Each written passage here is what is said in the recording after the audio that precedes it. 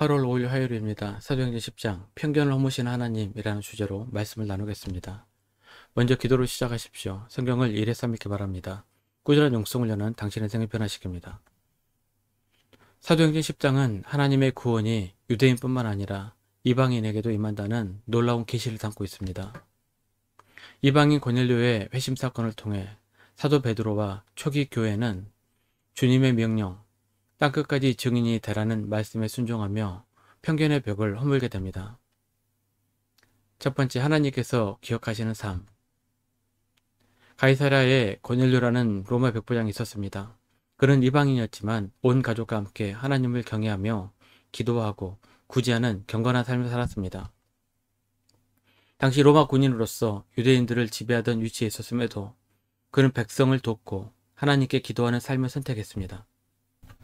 이런 모습은 주변 사람들에게 비난을 받을 수 있었지만 고넬료는 자신의 자리에서 신실하게 행했습니다. 하나님께서는 고넬료의 기도와 구제를 기억하셨습니다.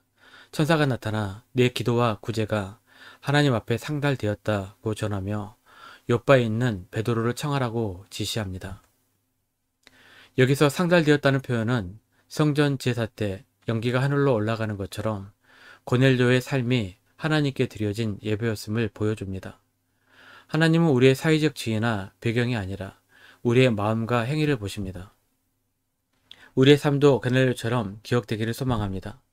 지금 우리가 있는 자리에서 하나님을 경외하며 선한 일을 행할 때 주님께서 우리의 기도와 헌신을 기억하십니다.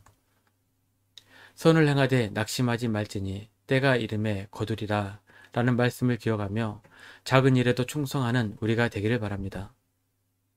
두 번째, 깨끗하게 하신 하나님의 계시. 한편 베드로는 욥바에서 기도 중에 환상을 보게 됩니다. 하늘에서 큰 보자기가 내려오고 그 안에는 정결한 짐승과 부정한 짐승이 섞여 있었습니다. 하나님께서 일어나 잡아먹으라고 하셨지만 베드로는 주여 그럴 수 없나이다. 속된 것을 먹지 않았습니다. 라며 거절합니다. 이 하나님께서는 내가 깨끗하게 한 것을 속되다 하지 말라고 3번이나 말씀하셨습니다. 이 환상은 단순히 음식에 대한 것이 아니었습니다. 유대인과 이방인을 나누는 율법의 장벽이 예수 그리스도의 십자가로 이미 허물어졌음을 보여줍니다. 에베소서에서 바울은 그리스도께서 유대인과 이방인 사이에 담을 허무시고 하나의 새 사람으로 만드셨다고 증언합니다. 베드로는 이 환상을 통해 하나님의 구원이 모든 민족에게 열려있음을 깨닫게 됩니다. 마침 그 순간 고넬료가 보낸 사람들이 베드로를 찾아옵니다. 성령께서 의심하지 말고 함께 가라고 하시니 베드로는 순종하여 가이사랴로 향합니다. 이 모든 과정은 하나님의 섬세한 계획 속에서 이루어졌습니다. 우리의 편견과 한계도 하나님의 말씀과 인도하심으로 극복될 수 있습니다. 우리 안에 있는 차별의 담이 있다면 주님께서 깨끗하게 하신다는 사실을 믿고 순종합시다. 세 번째, 복음이 이방인에게 전파되다. 베드로는 고넬료의 집에 도착합니다.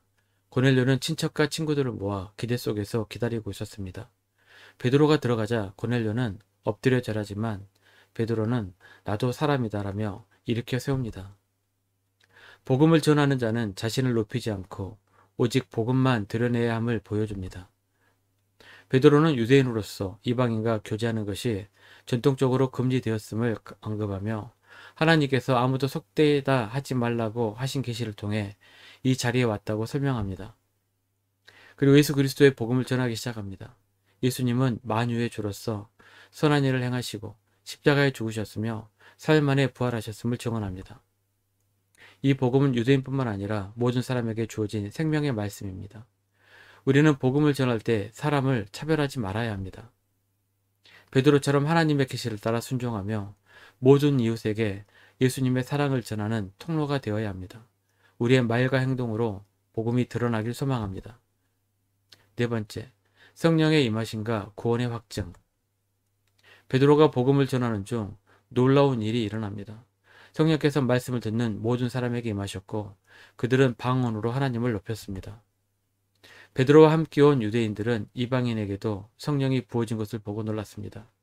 이는 하나님의 구원이 모든 민족에게 임한다는 분명한 증거였습니다. 베드로는 이들에게 세례를 베풀며 그들이 하나님의 백성으로 받아들여졌음을 확인합니다. 이 사건은 이사야 선지자의 말씀, 너를 이방의 빛으로 삼아 나의 구원을 땅끝까지 이르게 하리라는 약속이 성취된 순간입니다. 복음은 예루살렘을 넘어 이방 민족, 심지어 우리에게까지 전파되었습니다. 우리나라에도 복음이 처음 전해질 때 고넬료 사건과 비슷한 역사가 있었습니다. 칼 귀틀라프는 1832년 조선에 최초로 파송된 개신교 선교사입니다. 약 한 달 동안 서해안을 방문하며 주기도문을 한글과 한문으로 번역해 발표하고 성경과 기독교 서적을 나누며 복음을 전파했습니다. 하나님께서는 그때나 지금이나 동일하게 역사하십니다. 우리도 이방인으로서 구원받은 자임을 기억하며 복음의 통로로 쓰임받기를 소망합니다. 사도행전 10장은 하나님의 구원이 모든 사람에게 열려있음을 보여줍니다. 고넬료의 신실한 삶, 베드로의 편견을 깨는 환상, 그리고 성령의 임하심은 하나님의 섬세한 계획과 사랑을 드러냅니다. 우리도 삶의 자리에서 하나님을 경외하며 선을 행하고 차별의 담을 허물며 복음을 전하는 자가 되기를 바랍니다. 지금 우리 안에 온수된 관계나 편견이 있다면 예수 그리스도의 십자가 안에서 그 담을 허물기를 소망합니다. 주님께서 우리를 영원한 생명의 통로로 사용하시길 기도합니다. 오늘 하루 복음의 은혜로 평화를 누리는 삶이 되기를 축복합니다. 말씀 요약 및 적용입니다. 첫 번째, 자리에서 신실하게 행하십시오. 고넬료처럼 주어진 위치에서 하나님을 경외하며 기도와 구제를 실천하면 주님께서 기억하시고 역사하십니다. 두 번째, 편견의 담을 허무십시오. 베드로의 환상처럼 하나님께서 깨끗게 하신 모든 사람을 받아들이고 차별하지 말아야 합니다. 1년 성경도 주간 계획입니다. 오늘 화요일 이사야 32장에 34장까지 말씀 천천히 묵상하십시오. 8월 중보기도 제목입니다. 5가지 기도점을 놓고 충분히 기도하시고 교회와 개인기도 시간을 가지시기 바랍니다. 가정에서 기도하시기 힘드신 분들은 교회 나오셔서 주중 기도 시간을 이용하시면 됩니다. 주중 기도는 새벽 6시부터 밤 10시까지입니다. 편하신 시간에 나오셔서 정기적으로 기도하시기 바랍니다. 하루 30분씩 최선을 다하시 바랍니다. 그러면 여러분의 삶이 변화될 것입니다. 영상을 다 보신 분들은 확인 문자를 보내시거나 유튜브에 댓글로 달아주시면 정기적인 영성 훈련에 도움이 될 것입니다. 오늘 하루도 승리하시기를 기도합니다.